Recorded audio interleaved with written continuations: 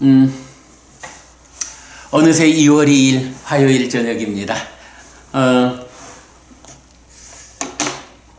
요즘 우리가 이제 흰옷을 입은 제가자의 용례 경전들, 까마보기, 소유하고자 하는 자라는 이 용어를 직접 사용하지는 않지만, 그래도 흰옷을 입은 제가자라는 표현을 통해서 제가자를 주인공으로 하는 어떤 주제를 설하는 경들, 이렇게 용례를 모았죠. 전체적으로 16가지 주제를 가지는, 그 중에 한 가지 주제는 2개의 경이 함께해서 17개의 경이 있어요. 그 중에 지지난주에 디가니까야에 속하는 3개의 경, 아무래도 디가니까야는 경의 숫자는 작지만 워낙에 긴 경이어서 그 안에 포함되어 있는 내용이 엄청 많지요. 그러다 보니까 그 흰옷을 입은 제가자라는 이 표현을 전후해서 그래도 소개해드려야 되는 이야기가 많아서 90분 시간 동안에 경전 3개를 소개해드리는 만큼만 했고요. 지난주에는 디가니카야보다는 좀 길이가 작지만 그래도 또 뭐 만만치 않은 분량을 가지고 좀 포괄적으로 삶의 이야기를 담고 있는 마지마니까야였습니다. 이렇게 의도한 건 아니었지만 아무래도 경의 분량, 비중에 의해서 제가 좀 여러분들께 소개해드려야 하는 내용이 많다 보니까 마지마니까야에 속한 4개의 경을 소개해드리는 걸로 90분 한 주 공부를 대신했습니다.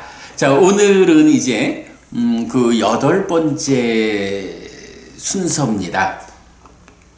자, 8번째 순서는 이 흰옷을 입은 제가자라는 이 표현을 담고 있는 상유타니까야의 경부터 시작을 합니다.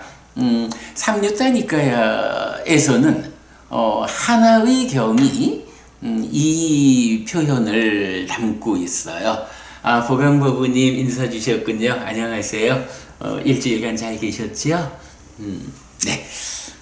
자, 그래서 우선 상유타니까야에 속한 한 개의 경, 41번 상유타의 9번째 나체수행자 까사빠 경입니다.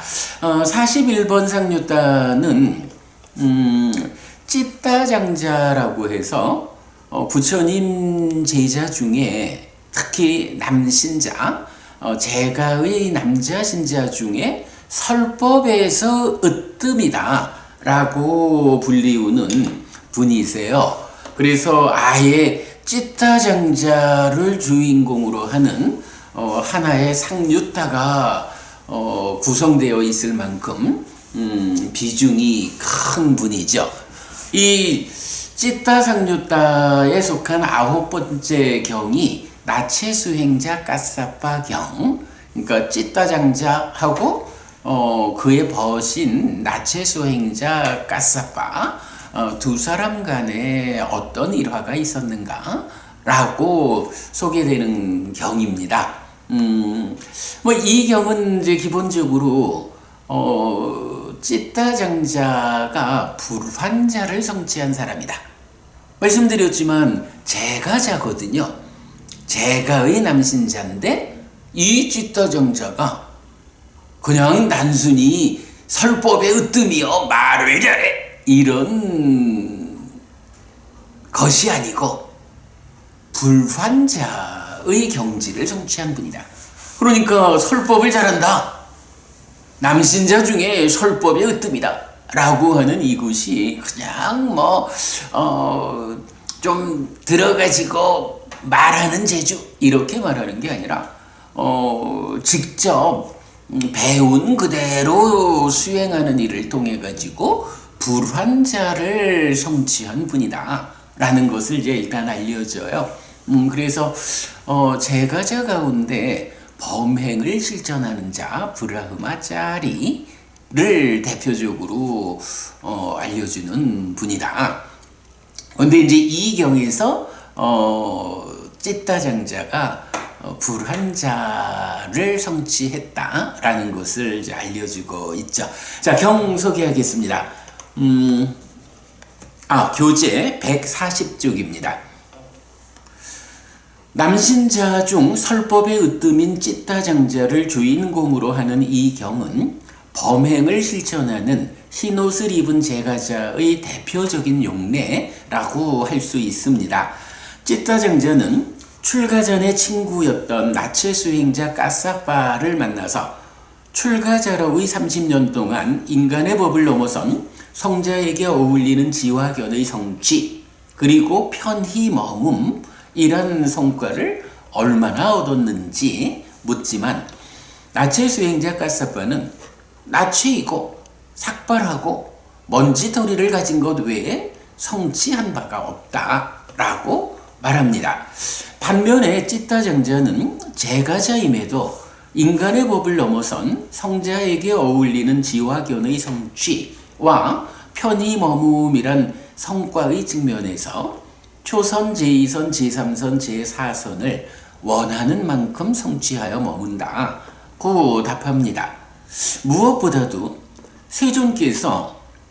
세존보다 먼저 죽는다면 세존께서 찌따장자는 이 세상으로 다시 돌아오게 만드는 족쇄가 없다라고 말씀하실 것은 놀라운 일이 아닙니다.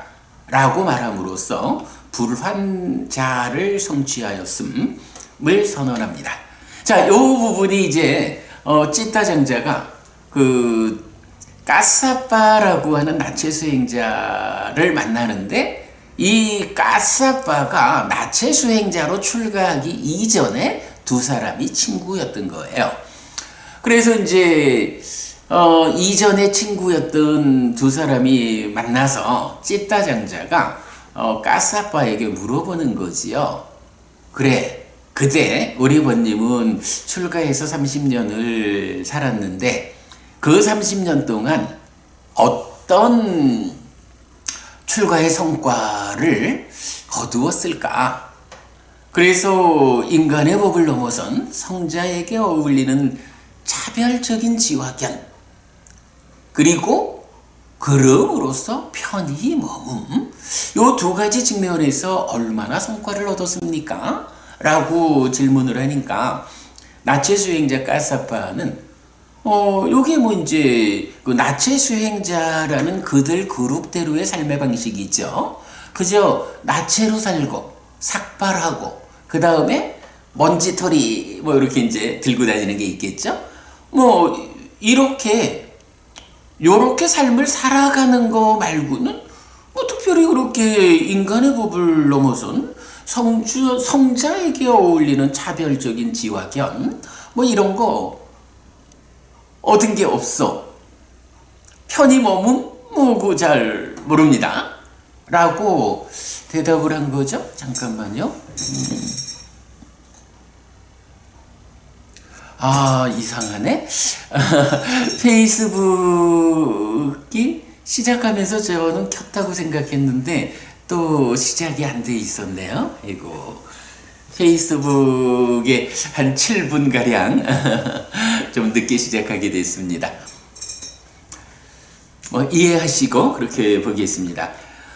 그렇게 30년 동안을 나체 수행자로 살아온 이 옛날 친구하고 이런 대화를 하는 거예요. 그러니까 이제 까사파라는 이 나체 수행자가 나는 뭐 그저 이렇게 나체로 살아가는 거 그리고 삭발을 한 거 먼지더리를 징표로 들고 다니는 거 뭐 이런 거 말고는 특별한 성과를 얻은 바가 없어 라고 하면서 이제 찌따장자한테 그러는 그대는 어떻소? 그대는 뭐 제가자로 살고 있지만 그대가 나한테 질문하는 그 측면에서 뭐 어떤 성과가 있어? 라고 물어보는 거예요. 그랬더니 이제 찌따장자가 나는 초선을 성취해서 머물고 제2선, 제3선, 제4선을 내가 원하는 만큼 성취해서 머무는 사람이요.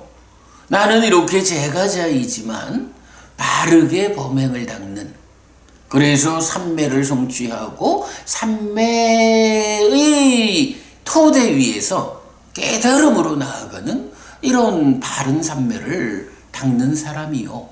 라고 자기의 성과를 알려주죠.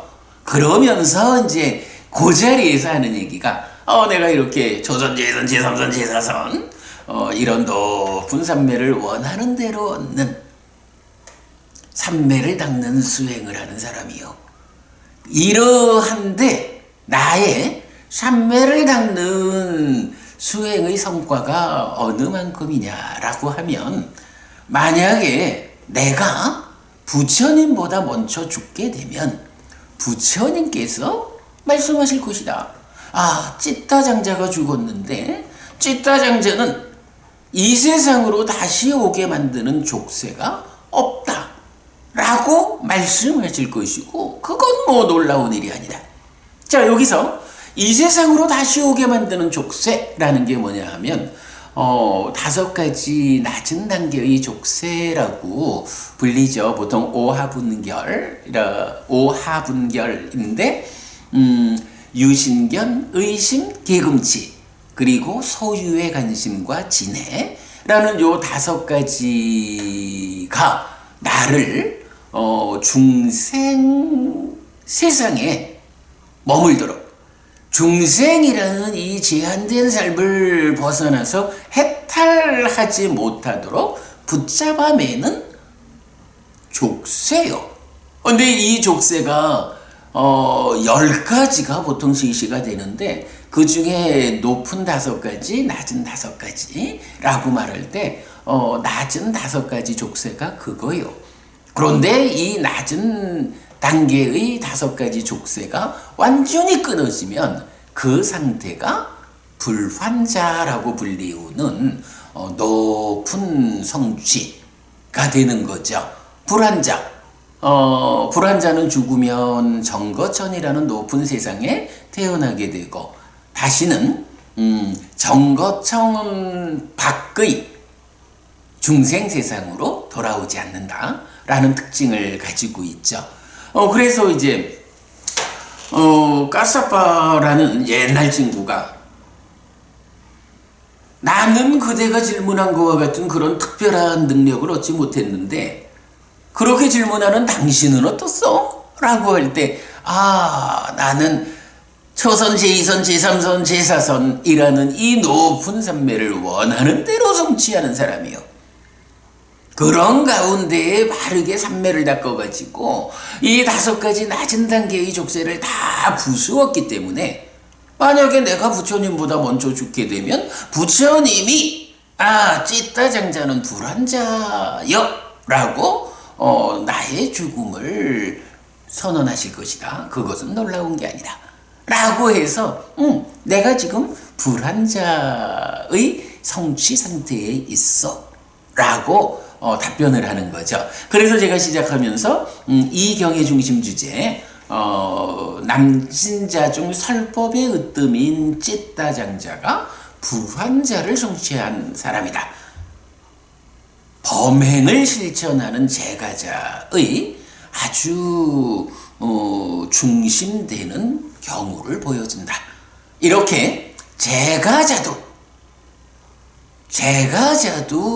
자기가 얼마만큼 바르게 배워 알고 실천하느냐에 따라서 불환자라는 높은 성자를 성취할 수 있다라는 그 직접적인 경우를 바로 이 경에서 보여주지요. 자, 그랬더니 이제 나체 수행자 까사파가 아이고야, 나의 친구는 출가도 하지 않고 제가자의 삶을 살면서도 이렇게 높은 성과를 얻었다. 그렇다면 이 사람이 이렇게 높은 성과를 얻게 된 데는 어떤 이유가 있을까?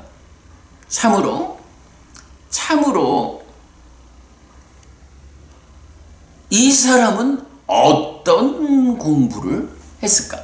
어떤 법과 율, 어떤 스승을 따라서 공부했길래 제가자임에도 불구하고 불환자가 되었을까? 네, 이런 궁금함, 부러움이 생기는 거죠. 그래서 이제 나체 수행자 까사빠가 다시 이렇게 말을 해요. 참으로 놀랍습니다, 존자요. 참으로 신기합니다, 존자요. 참으로 흰옷을 입은 제가자가 인간의 법을 넘어선 성자에게 어울리는 지와 견의 성취와 편히 머금을 얻을 것이라는 그런 법에 잘 설해짐이 있다니요. 그 말이죠. 제가자인데도 이런 성취를 얻을 수 있다니, 이렇게 잘 설해진 훌륭한 스승에 의해서 바르게 이끌어주는 가르침이 있었군요 라고 놀라워하는, 그러면서 장자요, 나는 이 법과 율에서 출가하고자 합니다. 구족기를 받고자 합니다 라고 말을 해요. 보시오, 그대가 제가자의 삶에서도 이렇게 큰 성과가 있다니, 나는 어차피 출가한 사람이요. 다만 출가를 어디로 했느냐? 부처님이라는 이런 바른 스승, 완전한 스승에게로 출가하지 못하고 나체 수행자의 그룹으로 출가를 하다 보니까 30년 세월이 지나도 그쵸, 이러는 곳이 뭐요? 라고 하는데, 나체로 사는 거, 머리 깎고 사는 거, 먼지털이 들고 다니는 거, 이거밖에 해놓은 게 없어. 아이고, 내가 잘못했구나 라고 스스로 반성하는 거죠. 그러고는 바로 옛 친구인 찌따장자에게, 나는 어차피 출가한 사람인데 이제 길을 바꿔야겠어. 그대가 어떤 스승에게서 배워서 이렇게 훌륭한 성과를 냈는지 나도 그대의 스승, 그 스승의 법과 율로 다시 출가하고 싶소 라고 요청을 하는 거예요. 그래서 이제 경은 그 마무리 과정에서 찌따장자가 이 까사빠를 사원으로 데리고 가요. 그래서 이제 비구들을 만나가지고, 스님, 이 사람은 저의 오랜 친구인데 이제 이 사람이 이 법과 율로 부처님을 스승으로 출가하기를 원합니다. 스님들께서 이 사람을 출가시켜 주십시오 라고 해서 출가를 하는 거예요. 그리고는 이제 마무리는 이래 되죠. 찌따장자는 나체 수행자 까사빠를 장로 비구들에게 소개하여 출가하고 구족계를 받게 하고, 까사빠 존자는 오래지 않아 아라한을 성취합니다. 이렇게 이제 출가를 잘못해가지고 나체 수행자의 그룹에서 머리 깎고 살다 보니까 얻은 게 없지만, 그러나 제가자인 친구조차도 이런 성과를 얻다니 라고 감격하고 반성하고 이제 바른 가르침 안에서 다시 출가를 해서 올바른 길을 만나고, 그러고 이제 분발해가지고 출가자로서의 삶을 사니까 오래지 않아서 아라한이 되었다. 여기서 이제 우리가 뭐 그간 공부해서 보았습니다만은 경은 전체적으로 물론 뭐 예외적인 경우라고 할 경우가 좀 발견되긴 하지만 제가자로서 범행을 실천하는 삶을 살 때 불환자까지 성취의 한계를 말하고, 출가자에 대해서는 그 성취의 한계를 아라한으로 지시한다라는 거 말씀드렸었죠. 이제 그러다 보니까 늦게 출가했지만 분발해서 공부한 까사빠는 오래지 않아서 아라한이 되었다. 이렇게 이제 마무리되는 경이에요.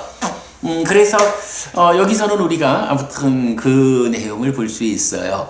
범행을 실천하는 흰옷을 입은 제가자인 찌따장자가 부처님 남신자 가운데 설법의 으뜸인데 그가 단순히 말재주가 좋아서 법을 잘 설하는 게 아니고 이 바른 법을 바르게 배워 알고 실천하는 과정에서 자기 스스로 삼매를 성취하고 바르게 깨달음으로 이끌리는 삼매 수행의 과정을 닦았기 때문에 불환자라고 하는 깨달음의 직전에 닿은 성과를 이룬 분이기 때문에 그래서 설법을 으뜸으로 잘했다. 이렇게 이제 볼 수가 있고, 그 가운데 참 나체 수행자 까사빠라는 그 오래전 까사빠의 출가 이전의 친구였던 그 사람을 만나서 어떤 성과가 있었느냐, 30년의 출가 세월 동안에 무엇을 얻었느냐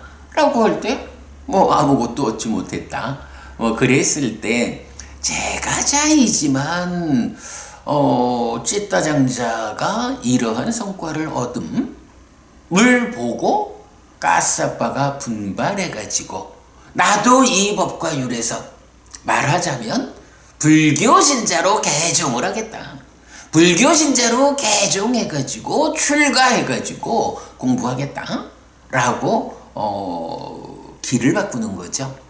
그래서 이제 부처님 법으로 출가해가지고 오래지 않아서 아라한을 성취했다라는 일화입니다.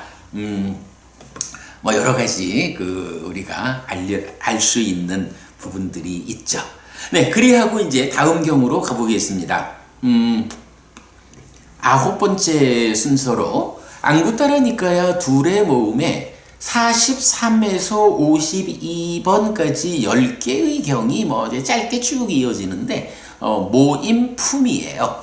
모임, 그러니까 어떤 그룹이냐 하는 10개의 경으로 구성된 하나의 품인데 이 품에서는 두 가지 집단이 있다라고 말을 해요. 우리가 아주 주목해야 되는 주제인데 갈망을 중시하고 정법을 중시하지 않는 집단이 있다. 그들은 흰옷을 입은 제가자들 앞에서 서로를 칭찬한다. 그런가 하면 정법을 중시하고 갈망을 중시하지 않는 집단도 있어서 흰옷을 입은 제가자들 앞에서 서로 칭찬을 말하지 않는다. 라는 두 가지 그룹이 있어요. 하나의 그룹은 제가자들이 이렇게 모여 있으면 그 앞에서 서로를 칭찬하는 말을 해요. 아, 여보시오. 이 사람은 말입니다. 이 스님은 말입니다. 이런 성취를 얻은 분입니다. 아, 이분은 성자예요. 라고 한 스님이 저 스님을 이 스님은 이렇게 성취가 높아요. 라고 말하면 이 스님은 또 다른 스님을 나만 그런 게 아니고 저 스님은 이렇게 성취가 높아요. 이래 이제 서로를 칭찬하는 거예요. 그러면 제가자들이 이래 보니까 우와, 이렇게 훌륭한 스님들이 모여 있다니. 그럼 어떻게 되겠어요? 이 스님들에게 보시해가지고 내가 공덕을 지어야겠다. 라고 해서 이 스님들의 모임이 살아가기가 편하겠죠. 그런 그룹이 있다는 거예요. 그런가 하면 또 어떤 그룹은 스님들이 이렇게 있으면서 제가자들 앞에서 그렇게 칭찬하는 일을 안 해요. 그냥 자기들대로의 공부의 경지에 맞춰서 자기대로의 공부 과정을 살아갈 뿐이야. 그러면 제가자들이 이래 볼 때 저 스님이 얼마나 공부의 성취가 있을까? 얼마나 높은 경지를 성취한 성자일까? 라는 걸 잘 모르잖아요. 그러니까 잘 모르기 때문에 마음이 환희로 와가지고 보시하자! 우리 스님들에게 보시해서 내가 공덕을 짓자! 이런 마음을 잘 안 일으키게 되겠죠. 그러면 어쩌나요? 사는 일이 조금 불편하겠지요. 이건 그런 두 가지 그룹이 있다는 거예요. 자, 경을 보겠습니다. 비구들이요, 이런 두 가지 집단이 있다. 어떤 둘인가? 갈망을 중시하고 정법을 중시하지 않는 집단과 정법을 중시하고 갈망을 중시하지 않는 집단이다. 비구들이요, 무엇이 갈망을 중시하고 정법을 중시하지 않는 집단인가? 여기 비구들이요, 어떤 집단에 속한 비구들은 흰옷을 입은 제가자들의 앞에서 서로 칭찬을 말한다.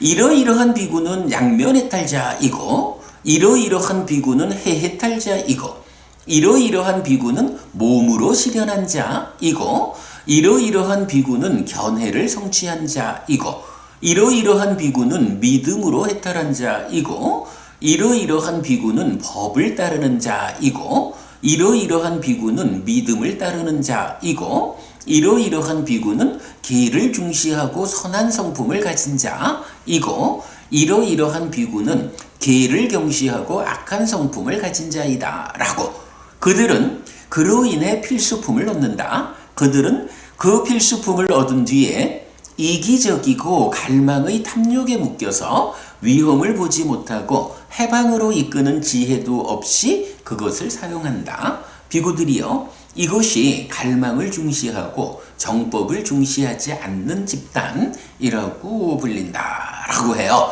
여기서 이제 그 서로 칭찬하는 방법 중에 양면해탈자, 해해탈자, 몸으로 실현한 자, 견해를 성취한 자, 믿음으로 해탈한 자, 법을 따르는 자, 믿음을 따르는 자, 이런 7가지의 칭찬 방법이 있는데, 뭐 대표적으로 마치마니까야 70번 끼따기리경에서는 요 7가지 사람이 어떤 사람이냐라는 부분을 자세히 설명을 해요. 물론 뭐 그 자세히 설명한다 해도 우리가 그 경에 대한 바른 시각을 갖고 있어야 이제 그 의미를 알 수 있어요. 뭐 뒤에 한번 좀 상세히 설명하기로 하고, 그냥 뭐 대표적으로만 좀 보자면, 기본적으로 불교 안에서는 깨달았다, 해탈했다, 그래서 아라한 되었다 라고 하는 그 상태를 지칭하는 말이 해해탈자예요.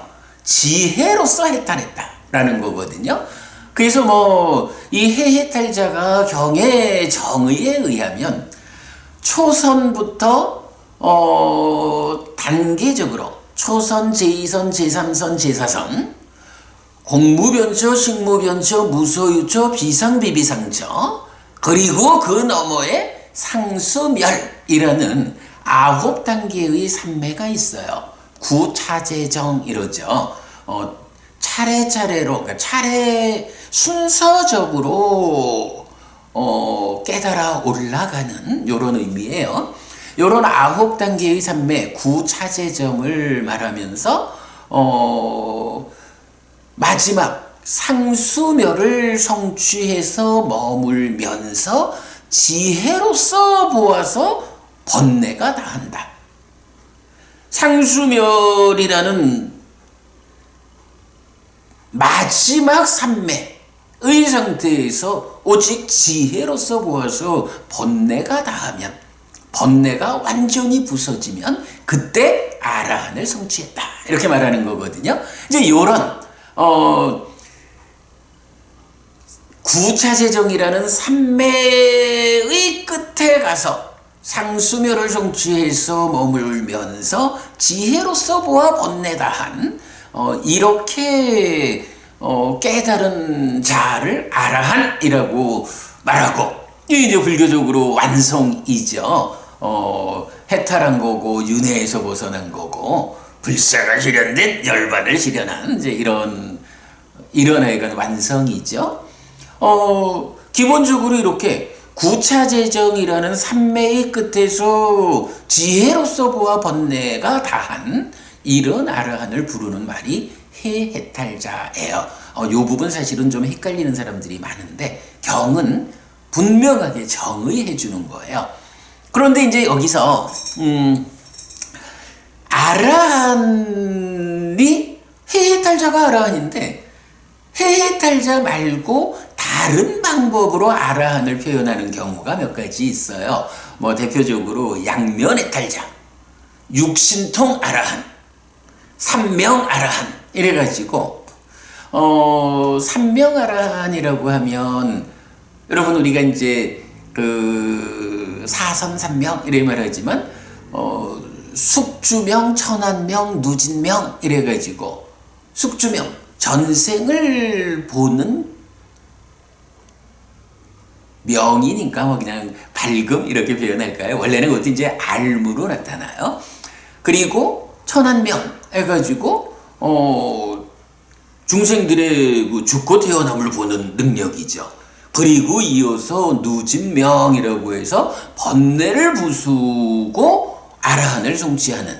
그래서 이렇게 번뇌를 부수고 아라한이 되는 해해탈자라는 기본 위에서 그냥 번뇌 부수는 일만 하지 않고 거기에 병행해서 숙주명과 천안명이라고 해서 전생을 보고 중생들의 죽고 태어남을 보는 요 두 가지 과정을 함께 닦으면서 번뇌다한 아라한이 되면 삼명 아라한 이러거든요.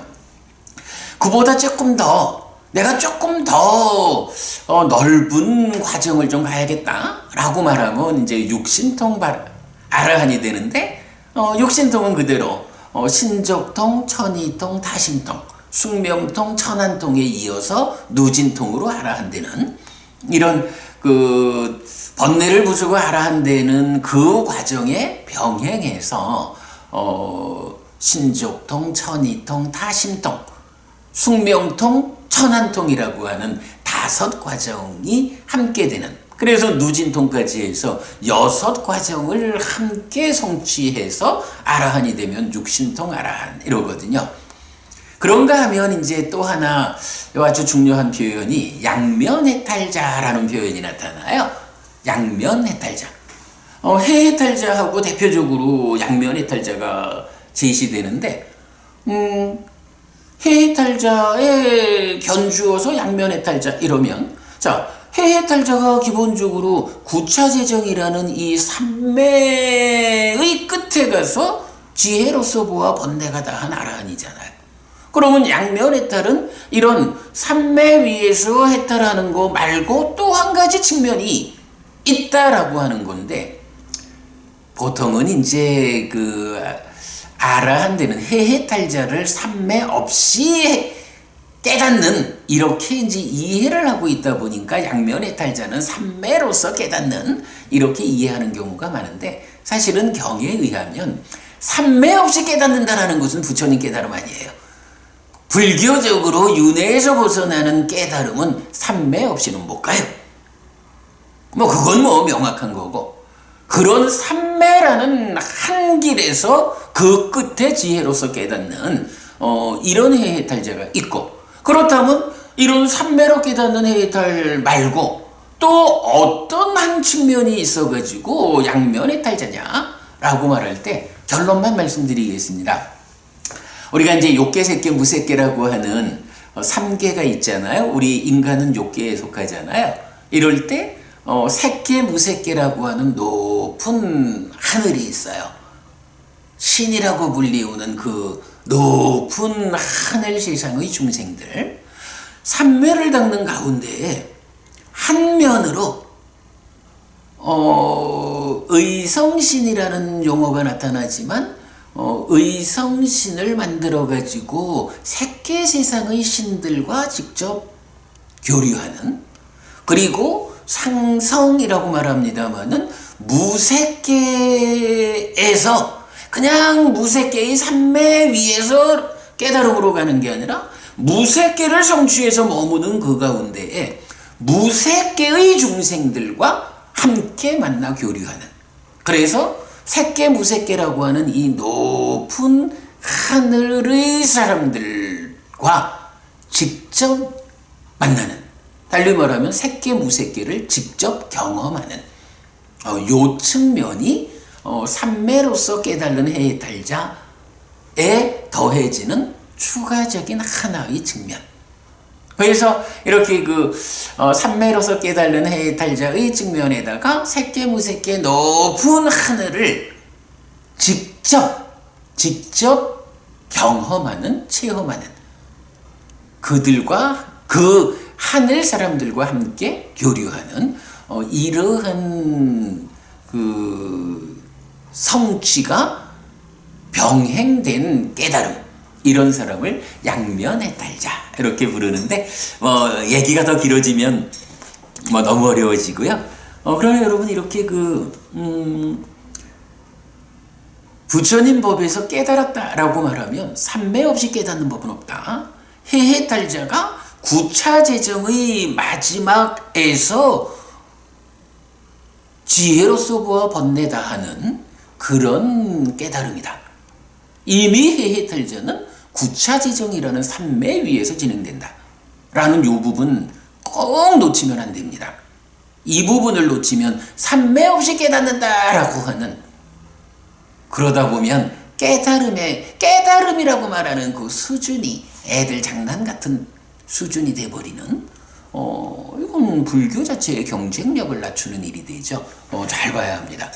그런 가운데에 또 하나의 길, 또 하나의 측면, 색계 무색계, 이런 그 높은 하늘을 직접 몸으로서 체험하는 이 측면이 함께 병행되어서 깨닫는 사람, 양면해탈자. 네, 이 부분 넣지 마시고요. 자, 그래서 이제 이런 7가지 사람에다가 그 다음에 이 사람은 기를 중시하고 선한 성품을 가졌는데 저 사람은 기를 경시하고 악한 성품을 가졌어. 이런 식으로 스님들끼리 모여가지고 자기들끼리 막 칭찬을 해요. 그러면 그걸 보고 이제 제가자들이 경에선 이렇게 말하죠. 그들은 그로 인해 필수품을 얻는다. 그리고 그렇게 거짓은 아닐지 몰라도 불필요한 칭찬하는 일을 통해서 필수품을 얻으니까 거기에 뒤따라가지고 이기적이고 갈망의 탐욕에 묶여서 위험을 보지 못하고 해방으로 이끄는 지혜도 없이 그것을 사용한다. 이 부분도 우리가 잘 봐야죠. 사실 지금도 한국 불교에서 굉장히 대중적으로 세를 물리고 있는 그룹들이 있죠. 그런 그룹에서 어떤 일이 생겨나나요? 사실은 그러한 방법에 의해서 대중들의 관심을 끌어가지고 그들의 외적인 규모가 커지고, 그러다 보면 거기에 돈이 쌓이기 시작을 하고, 그러다 보면 거기서 바로 위험을 보지 못하고 지혜 없이 그것을 사용하는 일을 통해 가지고 오래지 않아서 신문에 오르내리는 그런 일들이 발생을 하지요. 그런 부분 불교 신자들이 눈여겨 보아야 한다. 어쨌든 이제 이런 집단이 갈망을 중시하고 정법을 중시하지 않는 집단이라고 불린다라는 거고요. 이어서 비구들이요, 무엇이 정법을 중시하고 갈망을 중시하지 않는 집단인가? 여기 비구들이요, 어떤 집단에 속한 비구들은 흰옷을 입은 제가자들의 앞에서 서로 칭찬을 말하지 않는다. 이러이러한 비구는 양면해탈자이고 내지 악한 성품을 가진 자이다 라고. 그들은 그로 인해 필수품을 얻는다. 그들은 그 필수품을 얻은 뒤에 이기적이지 않고 갈망의 탐욕에 묶이지 않아서 위험을 보고 해방으로 이끄는 지혜를 가지고 그것을 사용한다. 비구들이여, 이것이 정법을 중시하고 갈망을 중시하지 않는 집단이라고 불린다. 그러니까 반대되는 경우로 어떤 집단은 비구들 간에 서로 이렇게 사실이든 사실 아니든 간에 제가자들 앞에서 서로를 드러내주는 이런 일을 하지 않는 거예요. 말하자면 제가자 대중들한테 우리가 이렇게 훌륭한 사람이요, 우리한테 보시에 이런 이제 그런 신호를 주지 않는 거죠. 그런 가운데에도 그러나 믿음 있는 제가자들은 이렇게 신호를 주지 않지만 고요하게 잘 수행하는 이 출가자의 대중에게도 보시를 한다고요. 그러면 그 보시를 받아서 삶을 유지하는 가운데에 더 높은 공부로 삶을 이끄는 이러한 집단에서는 바로 그런 이유 때문에 탐욕에 묶이지 않고 위험을 보고 해방으로 이끄는 지혜를 가지고 그것을 사용한다. 모범적인 삶을 산다. 이것이 정법을 중시하고 갈망을 중시하지 않는 집단이다. 이렇게 말하는 거죠. 비구들이요, 이것이 두 가지 집단이다. 비구들이요, 이 두 가지 집단 가운데 정법을 중시하고 갈망을 중시하지 않는 집단이 으뜸이다. 둘 중에 어떤 집단이 나으냐? 뒤의 집단이 낫다. 라고 부처님이 두 가지 집단이 그대를 눈에 보인다면 그대들은 어떤 집단을 뒤따라 공부할 것인가? 어떤 집단이 참으로 그대들의 삶을 향상으로 이끌 것인가? 두 번째 집단이다. 라고 부처님 알려주시는 거죠. 네, 이렇게 두 번째 보았고요. 이제 세 번째 경으로 넘어갑니다. 총 10번째 순서가 되네요. 앙구타라 니카야 다섯의 모음의 179번 제가자경입니다. 이 경은 아예 그 경 이름이 제가자예요. 기희습당이라고 해서 제가자경이에요. 소유하고자 하는 제가자가 예류의 네 가지 요소의 확고함을 통해 믿음을 따르는 자의 길로서 예류자에 닿는 경우를 말해줘요. 소유하고자 하는 흰옷을 입은 제가자의 모범적인 경지를 알려주는 경이다. 제가 이렇게 적어봤어요. 이런 방법으로 소유하고자 하는 흰옷을 입은 제가자도 예류자를 성취할 수 있다는 점은 고무적입니다. 일단 예류자가 되면 7생 이전에 아라한이 되어 윤회에서 벗어나게 됩니다. 범행을 실천하는 자의 삶을 살 수 없는 형편에 있는 제가자라면 이렇게 해서 예류자에만 도달해도 됩니다. 그러면 머지않은 다음 생들에서 범행을 실천하는 자로의 삶으로 연결되어 깨달을 수 있기 때문입니다. 라고 제가 표현했어요. 일반적으로 가족과 더불어 이런 세간의 삶을 살아야 하는 제가자의 입장에서 범행을 실천하는 제가자거나 아니면 출가자처럼 깨달음을 지향해서 오로지 하게 나아가는 일은 사실은 기대하기가 어려워요. 왜냐하면 가족과 함께하는 세간의 삶이라는 것은 제가자로서의 역할이 주어지거든요. 그런데 범행을 실천하는 삶을 살겠다, 출가자와 같은 삶을 살겠다라고 하면 가족과 함께하는 이런 삶에 부여되는 그 역할을 포기해야 하는데, 그러려면 아예 출가를 해야지. 가족과 함께하는 삶을 살아가면서 나는 역할을 하지 않겠어, 이렇게 말하면 그것은 올바른 불교 신자의 삶이 아니다라는 부분을 볼 수가 있죠. 이제 그런 주제에서 아주 중요한데, 사실은 이제 이 경은 제3부에서 경을 전체적으로 소개하고 있어요. 3부가 아직도 200페이지나 더 가야 되기 때문에 너무 늦어요. 오늘 좀 쫓아가가지고 그 제가자경을 좀 읽어드리도록 하겠습니다. 네, 제가자경 읽겠습니다. 그때 아나타 핀디카 장자가 500명쯤 되는 남신자들에 둘러싸여 세존에게 왔다. 와서는 세존에게 절한 뒤 한곁에 앉았다. 그때 세존은 사리푸타 존자에게 말했다. 사리푸타여, 그대들은 5가지 학습계율 위에서 행위를 단속하고 지금 여기에 행복한 머금을 위한 4가지 높은 심, 그러니까 마음을 원하는 대로 어렵지 않고 고통스럽지 않게 얻는 흰옷을 입은 제가자를 볼 수 있는데, 원하는 그는 누구든지 오직 자신으로부터 자신을 선언할 수 있다. 나에게 지옥은 다했고 축생의 모태는 다했고 악귀의 영역은 다했고 상실과 비탄의 상태, 비참한 존재, 벌받는 상태는 다했다. 나는 예류자여서 떨어지지 않는 자, 확실한 자, 깨달음을 겨냥한 자이다 라고.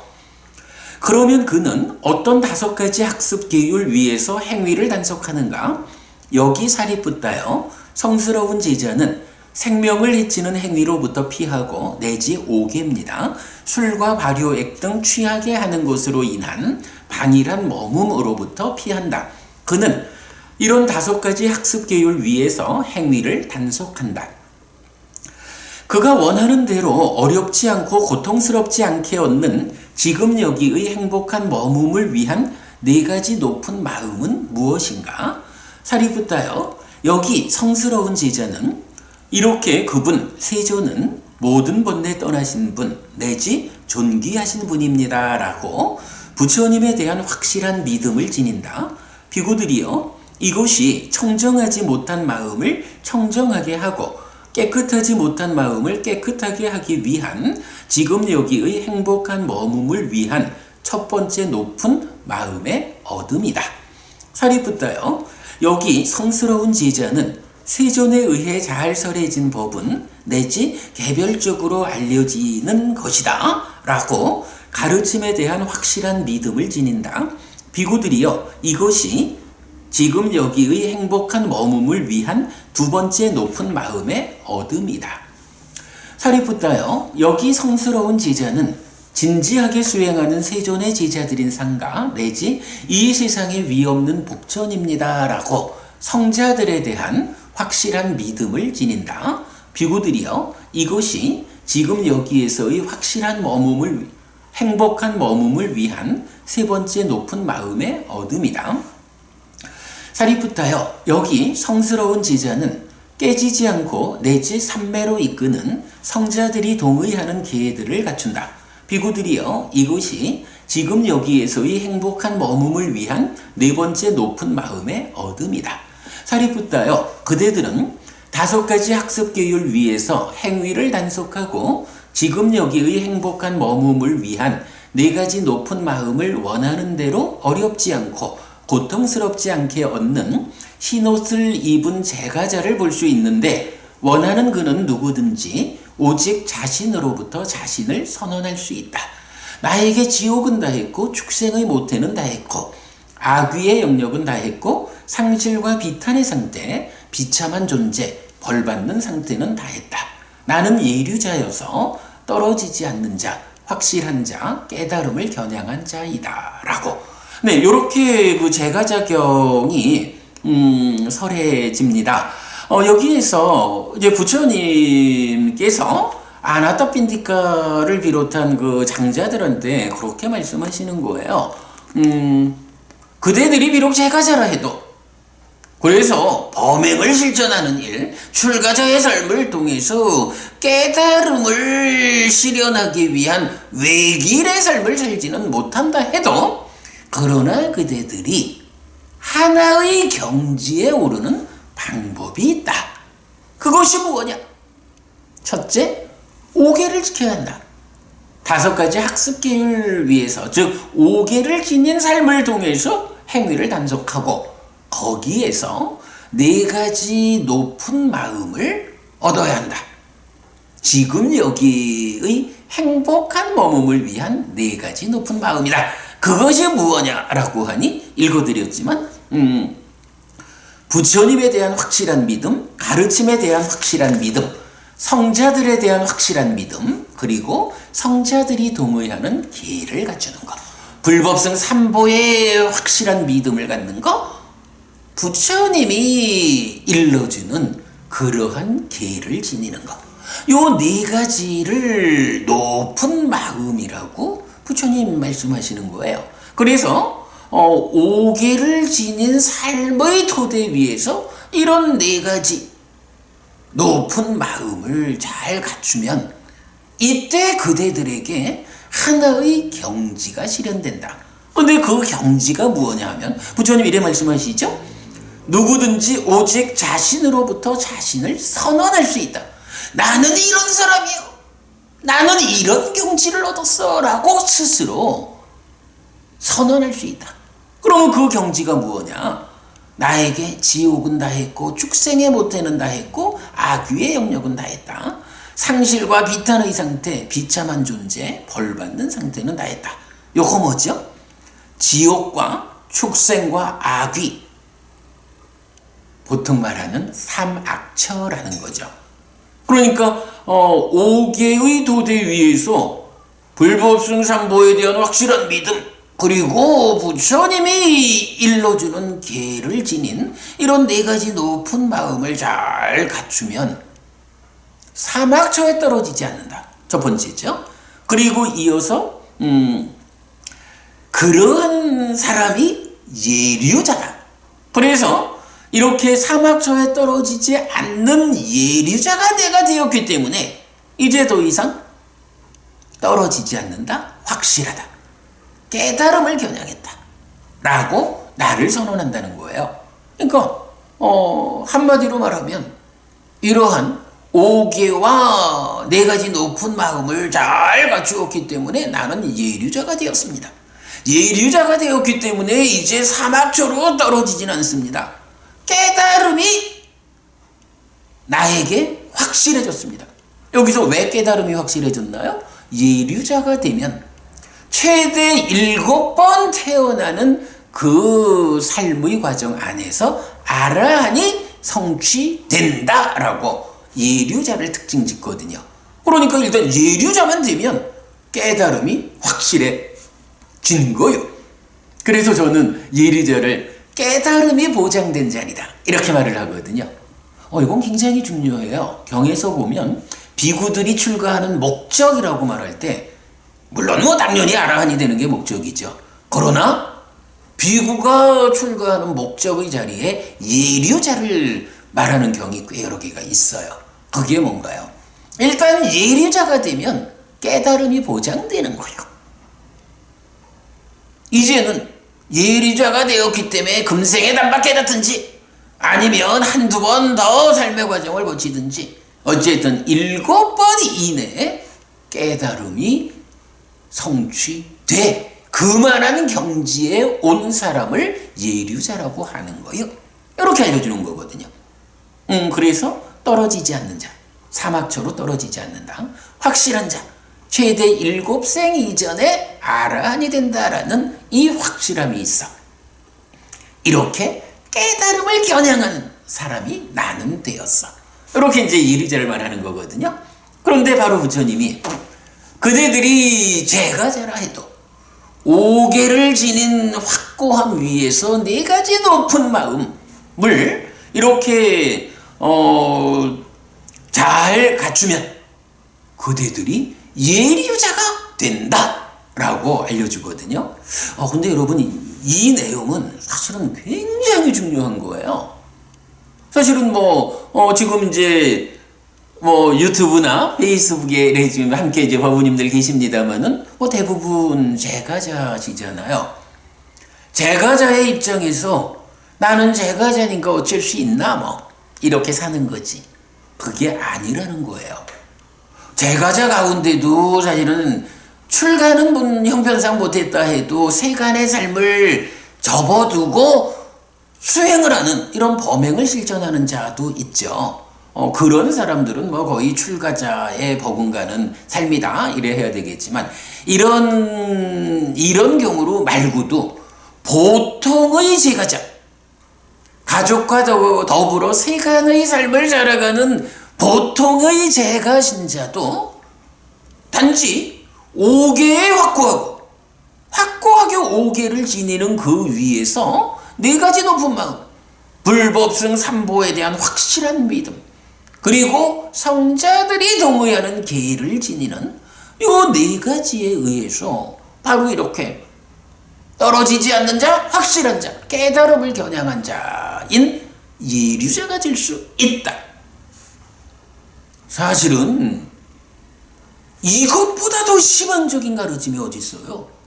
내가 남들과 함께 더불어 세상을 살면서 그 가운데에 그래도 내가 어떤 삶을 기준으로 살아가느냐에 따라서 예류자라는 성자가 될 수 있다는데, 그래서 어쨌든 최대 7생 안에 나도 깨달아서 윤회에서 벗어나는 완전한 행복이 실현된다는데, 이보다 더 희망적이고 이보다 더 복된 가르침이 어디 있을까? 여러분, 이 개념 아주 잘 봐야 돼요. 그러니까 오죽하면 이 경의 이름이 제가자예요. 제가자경. 제가자가 어떤 삶을 살아야 하는가에 대한 기준이 주어지는, 모범적인 제가자의 삶의 기준을 제시한다. 단순했죠? 5개를 지니고 그 위에 4가지 높은 마음을 갖는다. 이게 으뜸가는 불교 신자의 삶이다. 그래서요, 사실은 이 주제, 그러니까 5개 위에서 4가지 높은 마음, 불법성 3보에 대한 확실한 믿음과 부처님이 이끄는 계를 지닌 이러한 삶을 부처님이 얼마나 강조하고 많이 설하느냐 하면, 여러분, 상류타 니까야의 제55번 상류타가 예류 상류타거든요. 그 예류 상류타의 70몇 개 경이 다 이 얘기를 해요. 무지무지하게 많은 거예요. 예, 여러분, 꼭 잊지 마셔요. 내가 지금 제가자로서 살기 때문에 출가자와 같은 오로지 깨달음을 지향하는 수행자의 삶을 살지는 못한다 해도, 그러나 실망할 것은 아니다. 내가 이러한 가족과 더불어서 세간을 살아가는 가족에게 지고 있는 나의 역할, 이것을 다 실천하면서도 내가 이러한 기준 위에 살아가면 나 스스로의 삶이 예류자에 도달할 수 있다. 나도 그런 목적을 가지고 불교 신자로서의 올곧은 삶을 살아보자. 할 수 있어요, 여러분. 그 부분 아주 주목하시고, 자, 그 부분에 대해서 그래 제가 이렇게 좀 이제 그 본 순서로 와서 제가 이렇게 정리해봤거든요. 정리한 거 읽어보겠습니다. 그래서 이제 아까 읽어드렸지만 제가 좀 서술한 게 뭐냐 하면, 지금 다 설명드린 거지만, 이런 방법으로 소유하고자 하는 흰옷을 입은 제가자도 예류자를 성취할 수 있다는 점은 고무적입니다. 일단 예류자가 되면 7생 이전에 아라한이 되어 윤회에서 벗어나게 됩니다.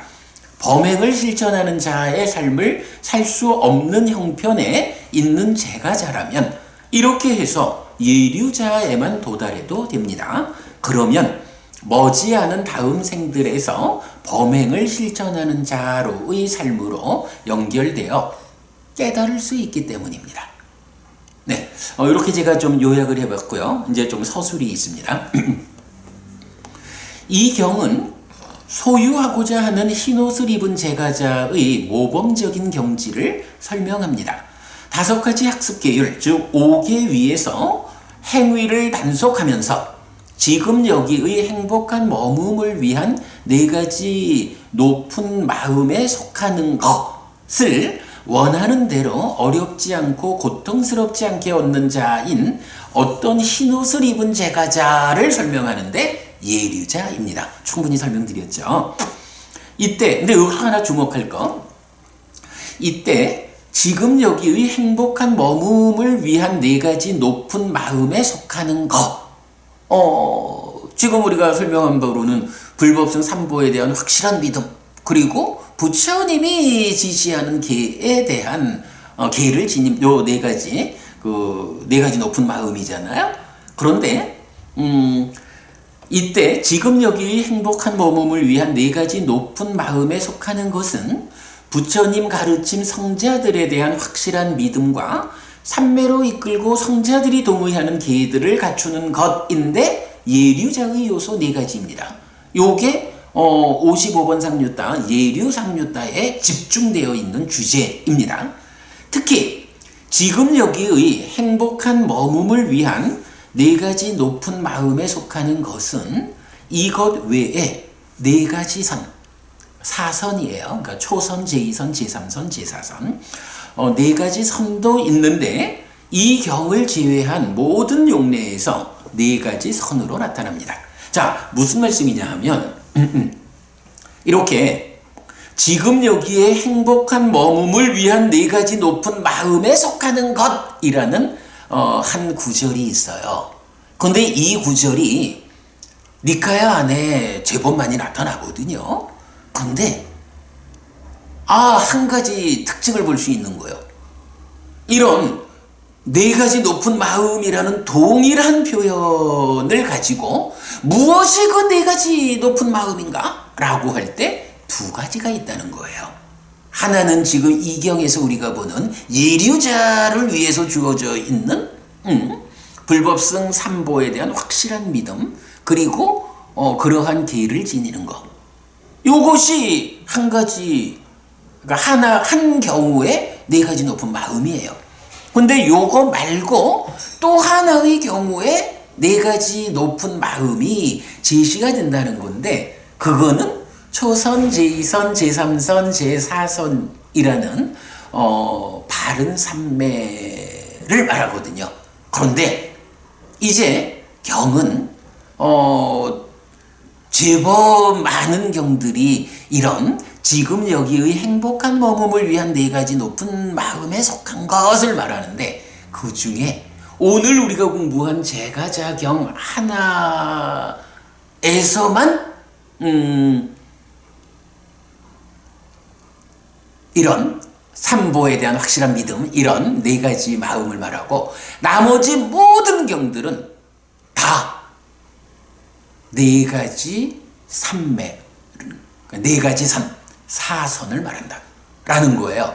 그러니까 특징적으로 보아야 하는 게, 일반적으로 지금 여기에 행복한 머금을 위한 네 가지 높은 마음에 속하는 거라고 하면 이것은 깨달음으로 나아가기 위한 토대가 되는 것, 수행의 입장에서 깨달음으로 이끌리기 위한 토대가 되는 것으로의 초선, 제2선, 제3선, 제4선이라는 이 네 가지 바른 삼매가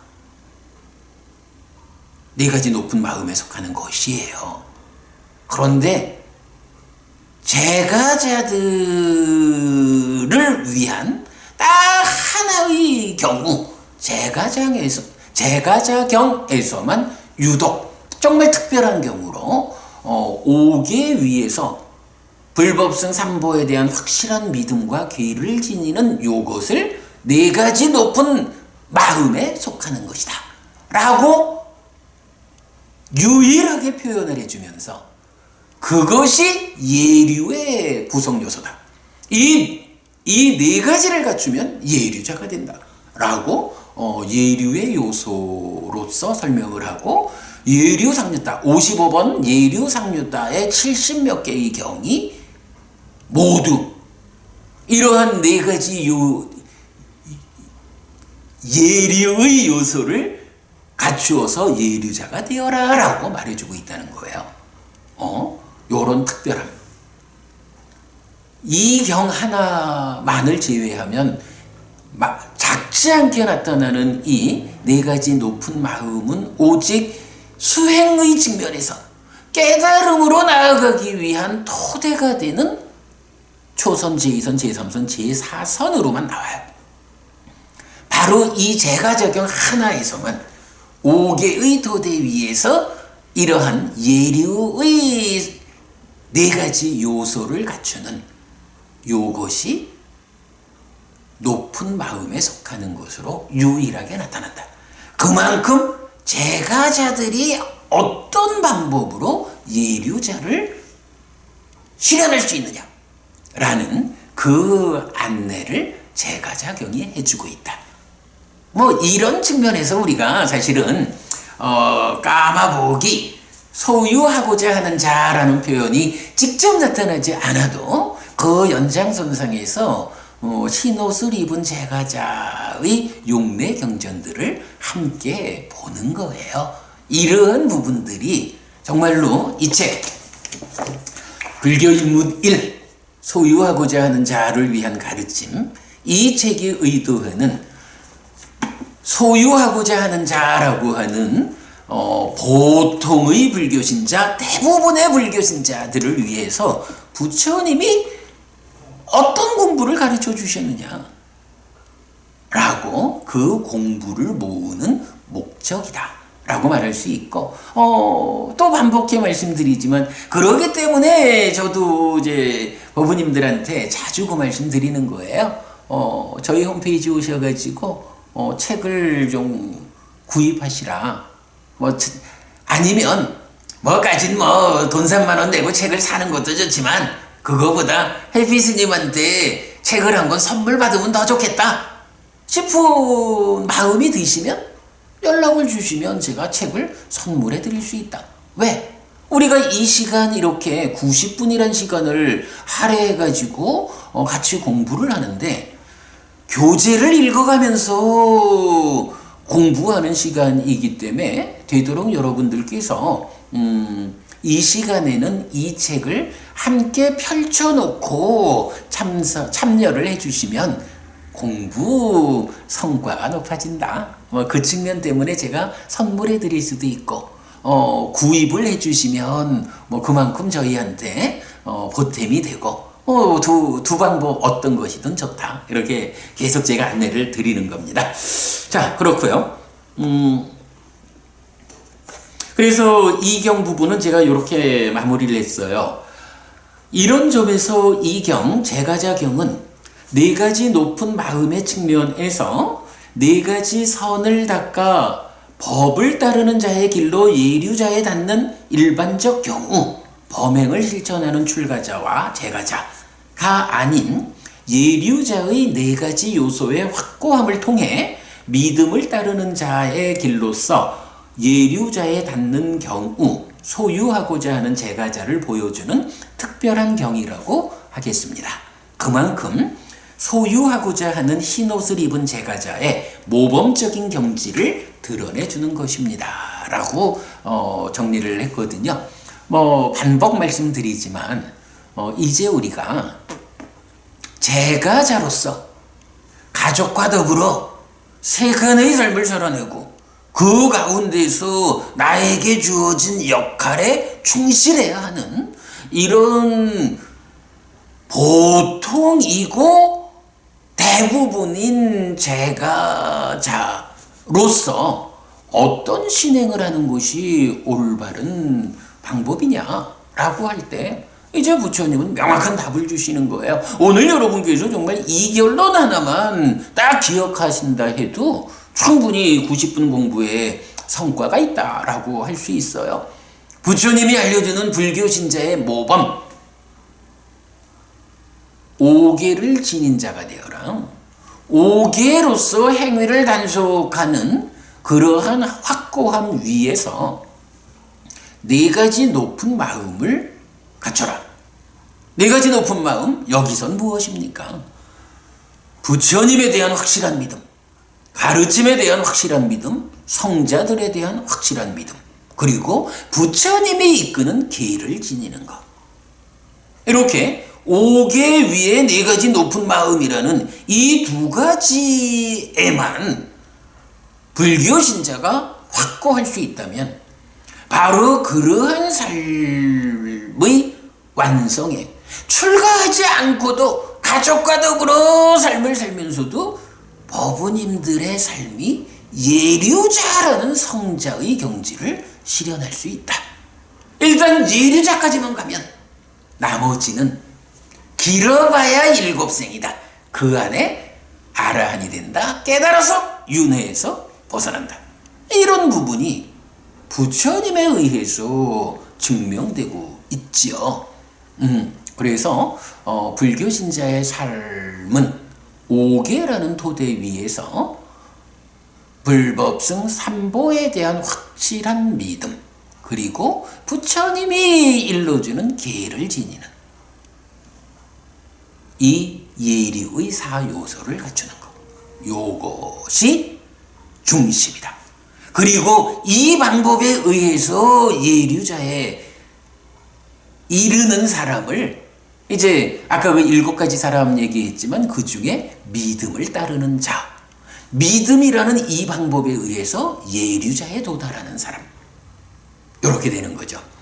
그래서 이 방법으로 예류자에 도달하면 예류자고, 그 과정에 있으면 아직 예류자는 못 됐지만 이러한 방법을 실천해 가는 사람은 믿음을 따르는 자이고, 그 경지라고 말할 때는 이제 예류도라고 해서 예류자를 향해서 나아가는 과정의 성자, 이렇게 표현을 하죠.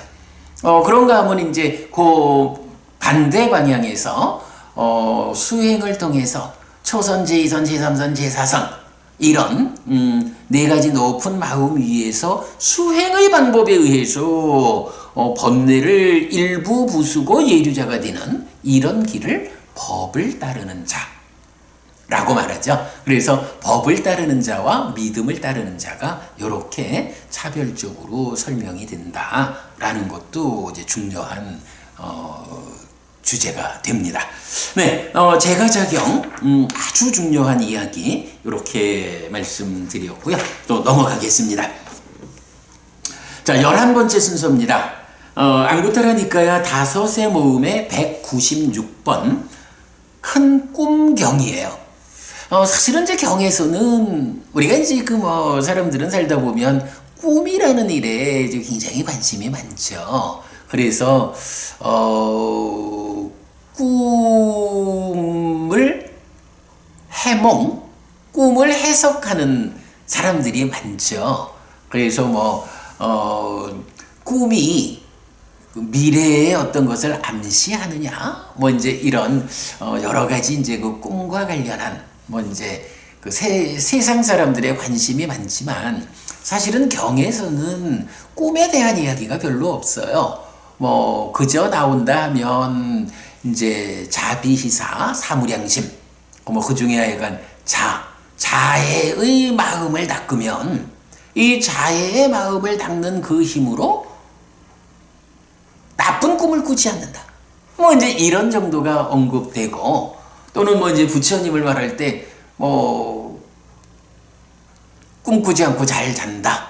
그러니까 푹 잔다. 그러니까 잠이 들면 굳이 일부의 활성화에 의해서 꿈을 꿀 일이 없는 거예요. 잠들면 완전하게 잠자는 거지. 으뜸가는 꿀잠이죠.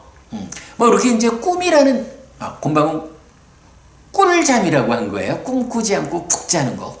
꿀 같은 잠. 그래서 이제 꿈이라는 얘기가 경에서 주제가 되는 경우가 많지 않아요.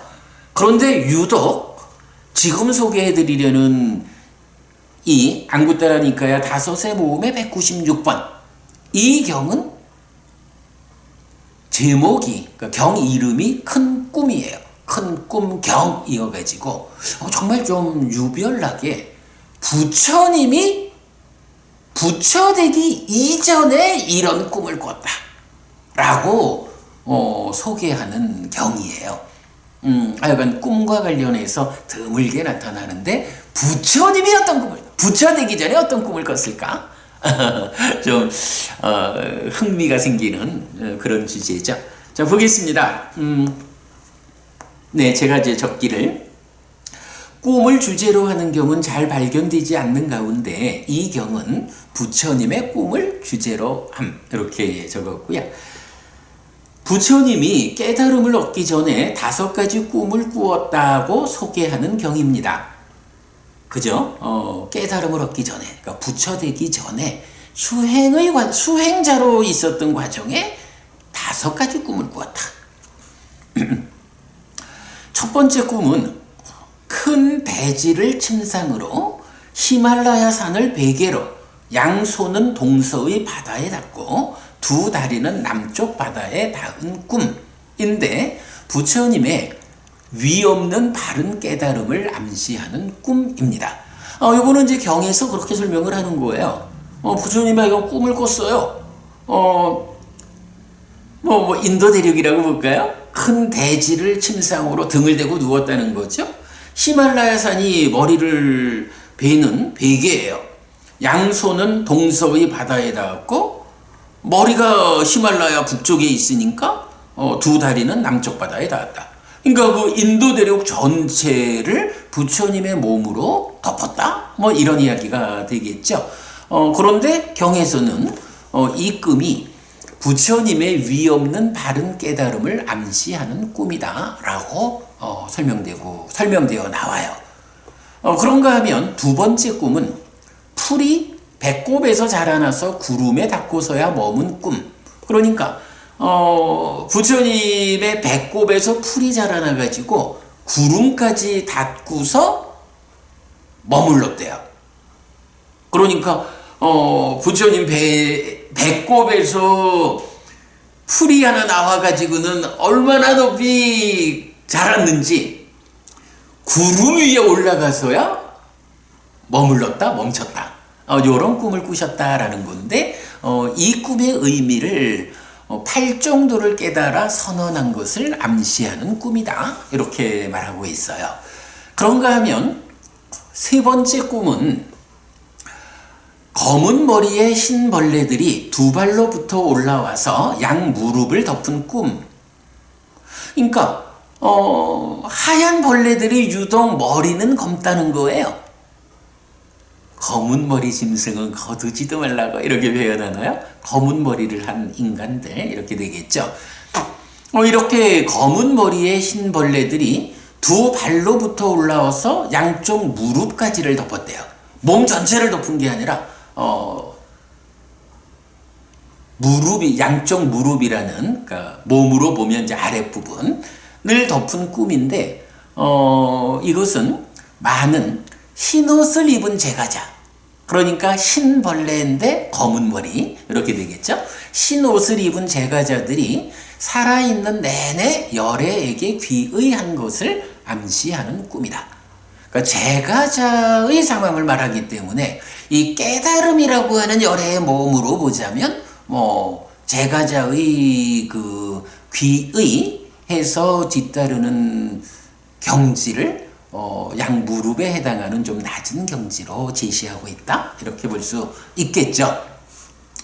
그런가 하면 네 번째 꿈은 다른 색깔의 새 네 마리가 네 방향으로부터 온 뒤에 모두 흰색이 된 꿈인데, 네 계급의 사람들이 부처님에게로 출가하여 위없는 해탈을 실현한 것을 암시하는 꿈입니다. 네 번째 꿈은 새가 네 마리가 있는데 제각각 색깔이 달라요. 그 색깔이 다른 새 네 마리가 동서남북 네 방향에서 부처님한테로 와가지고는 모두 색깔이 하나의 흰색으로 바뀌는 이런 꿈을 꾼 거예요. 그것은 어떤 의미냐라고 할 때 경은 인도에는 사성 계급이 있잖아요. 이 네 계급의 사람들이 끄샤트리아 출신 사람들이 부처님 제자가 되었다, 출가했다. 그들이 출가해서 부처님 제자가 되면 부처님 제자 중에서도 으뜸되는 높은 자리를 차지한다. 좋아요. 그 다음에 이제 브라만이라는 계급이 있잖아요. 브라만에 속한 사람들이 또 부처님 가르침으로 출가해서 비구가 되었다. 부처님 제자가 되면 부처님 제자 가운데에서 또 그만한 지위를 차지한다. 와이샤라고 하죠. 세 번째 계급도 그렇다. 수드라라는 네 번째 계급도 그렇다. 라는 것이 아니다. 그래서 말하자면 크샤트리아 바람은 바이샤 수드라라고 불리우는 이 네 계급의 사람들, 어느 계급에서 출가를 하든지 간에 부처님 가르침 안으로 출가해서 오면, 부처님의 제자가 되면 이제 더 이상 나는 크샤트리아 출신이요 라고 자기를 높일 수가 없는 거예요. 나는 수드라 출신입니다 라고 자기를 낮출 이유가 없는 거예요. 부처님은 태생에 의해서 삶이 결정된다고 말하지 않거든요. 오직 행위, 어떤 삶을 내가 살아내느냐에 따라서 나의 삶이 결정된다. 이렇게 말하는 거죠. 바로 그러한 부분. 다른 색깔의 새 네 마리가 네 방향에서 와서는 모두 흰색의 하나의 색깔의 새가 되는 요런 꿈을 꾸셨다라는 거죠. 그거 어떤 계급에 속한 사람이든지 부처님 가르침 안으로 출가해 오면 모두 경은 삭갸붓다라고 해서 삭가의 아들 이렇게 표현을 하죠. 부처님 제자라고 하는 대등한 하나의 집단이 된다. 이렇게 되는 거죠. 그게 이제 네 번째 꿈이고요. 그 다음에 이제 마지막 다섯 번째 꿈은 똥으로 된 큰 산이 있는데 그 똥으로 된 큰 산 위에서 똥에 의해 더러워지지 않으면서 경행을 하는 꿈이에요. 깨닫기 이전 수행자였던 시절의 부처님이 꿈에서 경행을 하는데 행선을 하는데 똥으로 만들어진 높은 산 위에서 경행을 하는 거예요. 그런데도 불구하고 그 똥에 의해서 더러워지지 않았다. 이런 꿈을 꿨는데 그 꿈은 어떤 의미냐라고 하니 의식주와 약품을 얻은 뒤에 의식주와 약품이라는 게 이제 네 가지 필수품이잖아요. 부처님은 비구들에게도 무소유하라라고 기준을 주지 않죠. 의식주와 약품이라는 이 네 가지는 삶을 유지하기 위한 공부를 위한 수행을 위한 필수품이라 이거 배제하고는 삶을 유지할 수 없죠. 그래서 부처님은 적절한 만큼의 의식주와 약품을 허용해 준다고요. 그런데 이러한 네 가지 필수품을 얻은 뒤에 그것을 욕심내지 않고 어리 빠지지 않고 묶이지 않고 위험을 보는 자, 해방의 지혜를 보는 자로서 사용한 것을 암시하는 꿈이다 라고 나오죠. 앞에 두 가지 집단에서도 이제 이런 표현은 있었죠. 위험을 보지 못하고 해방으로 이끄는 지혜도 없이 사용하는 자가 있는 집단이 있는가 하면 위험을 보고 해방으로 이끄는 지혜를 가지고 그것을 사용하는 집단이 있잖아요. 바로 부처님은 그 후자의 집단에 속하는 그런 분이죠. 그래서 다섯 번째 꿈은 바로 이렇게 의식주와 약품을 얻은 뒤에 욕심내지 않고 어리 빠지지 않고 묶이지 않고 위험을 보는 자, 해방의 지혜를 가진 자로서 사용하는 것을 암시하는 꿈이다 라고 이렇게 다섯 가지 꿈을 꾼 것을 소개하는 경이에요. 자, 경은 그런 바른 깨달음을 위하여 이런 꿈을 꾸었다고 반복하는데 그렇다면 바른 깨달음은 1. 위없는 것이고 2. 팔정도의 깨달음이고 3. 제가자들의 귀의 대상이고 4. 사회적 계급의 제한 없이 누구나 깨닫는 것이고 5. 삶에서 위험을 보고 해방의 지혜를 가진 것이라고 정리할 수 있습니다. 라고 제가 마무리했거든요. 그러니까 이제 아까 말씀드렸듯이 그 꿈이라고 하는 주제가 경에 참 드물어요. 참 몇 가지에 발견되지 않는데 그 중에 유별나게 부처님의 꿈이요. 아직 깨닫기 이전 수행자의 과정에 있을 때 부처님이 5가지나 꿈을 꿨는데 그 5가지 꿈에 대해서 각각이 이 꿈은 이러한 의미로 꾼 꿈이다 라고 부처님이 설명을 하잖아요. 그래서 그 5가지 꿈이 의미하는 바를 정리해 보니까 사실은 여러분 우리가 경을 공부한다는 게 이런 점이에요. 경이 이런 이야기를 해주면 우리가 그 경을 잘 보고 이 경에서 이렇게 설명하는 것은 이런 의미를 갖는 거구나 라고 경 안에 들어있는 의미를 찾아내는 것 이거 경을 공부하는 일이에요. 제가 이제 바로 그런 측면에서 이 경이 5가지 꿈을 통해서 의미를 알려주는 바를 정리해 보니까 이제 마지막에 읽어드린 요 내용이죠. 반복해 볼게요. 경은 그런 바른 깨달음을 위하여 이런 꿈을 꾸었다고 반복하는데, 그렇다면 바른 깨달음은, 그죠? 부처님의 바른 깨달음이 암시된 거예요. 바른 깨달음은 1. 위 없는 것이다. 이런 얘기였죠. 대지를 침상으로 히말라야를 베개로 양손은 동서의 바다에 닿고 두 다리는 남쪽 바다에 닿는 꿈. 이거 부처님의 위 없는 바른 깨달음을 암시하는 꿈이다. 이렇게 되었던 얘기죠. 그래서 바른 깨달음은 첫째, 위 없는 것이다. 그리고 이어지는 내용들을 순서대로 정리해 보니까 두 번째로 바른 깨달음은 8정도의 깨달음이다. 8정도에 의해서 깨달아지는 것이다. 라고 두 번째로 말할 수가 있고, 그런가 하면 세 번째로 제가자들의 귀의 대상이 되는 것이다. 그렇죠? 검은 머리를 한 흰벌레들이 무릎까지 기어오르는, 이렇게 이제 소개가 되었죠.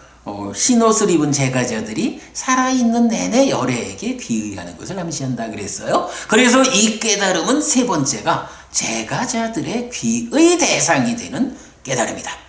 그리고 네 번째, 다른 색깔의 새 4마리 각방향이라고 했죠. 사회적 계급의 제한 없이 누구나 깨달을 수 있다. 누구나 부처님을 만나서 부처님의 가르침을 바르게 배워 알고 실천하면 누구나 깨달을 수 있다. 문제는 부처님 가르침을 바르게 만나지 못하는, 여기에서 문제가 시작되고, 바르게 만나지 못하다 보니까 변질되고 왜곡된 상태로 가르침을 만나다 보니까 그렇게 배워 알고 실천하는 것이 깨달음으로 이끌지 못하는 이런 부분 말할 수 있죠. 그리고 5번째로 역시 바른 깨달음은 삶에서 위험을 보고 해방의 지혜를 가진 것이다. 요거 지금 우리가 이제 맞지마니까 관통법회에서 진행하고 있지만, 지난주에 괴로운 무더기 큰경 공부했고, 내일 그거는 13번이죠. 내일 14번 괴로운 무더기 작은경 공부할 건데, 이 두 개 경의 주제가 뭐냐 하면 매력, 위험, 해방이잖아요.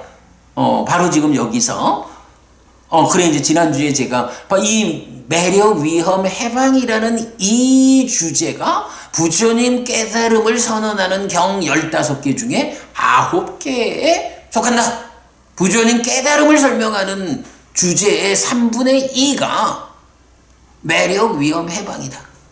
좋은 것 이면에 부작용이 있다. 이 부작용을 해소하기 위해서는 부작용을 야기하는 지나친 관심을 제어해야 한다라고 정리되는 요 개념이죠. 그것이 부처님 깨달음의 선언 용례 가운데 15개 중에 9개나 된다. 3분의 2다. 이 말씀을 드리고 있는데, 이제 내일 수업에 여러분 좀 다시 보시기로 하고요. 바로 그 부분이 바른 깨달음 5번째.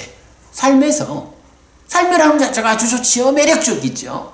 그러나 그 매력에만 묶이지 않고 그 삶의 이면에 있는 이런 삶의 매력적인 것들이 가져오는 부작용, 그 위험을 보아서 그 위험을 초래하는 매력적인 것들에 대한 지나친 관심을 제어하는 일, 이것이 해방의 지혜죠. 이렇게 지나친 관심을 제어하는 일을 통해서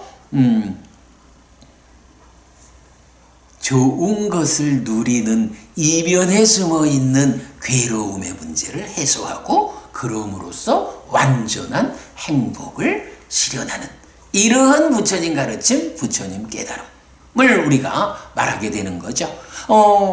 아무튼 그래, 제가 좀 전에 말씀드렸지만 경을 보면서 우리가 그냥 읽고 가는 것도 어쨌든 필요하지만, 그보다 좀 더 주목하면 이 경에서 나에게 알려주는 내용이 무엇일까? 어떤 주제를 이 경을 통해서 우리가 배울 수 있을까라고 경의 깊은 시각을 가지는 것은 아주 중요하다.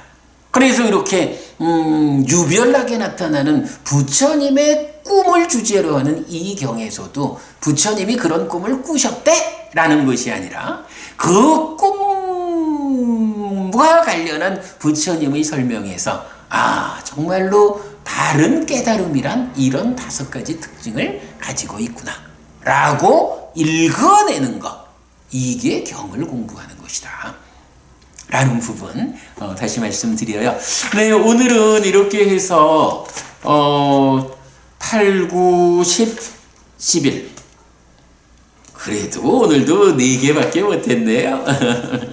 그래도 굉장히 중요한 주제들 4가지 같이 보았고요.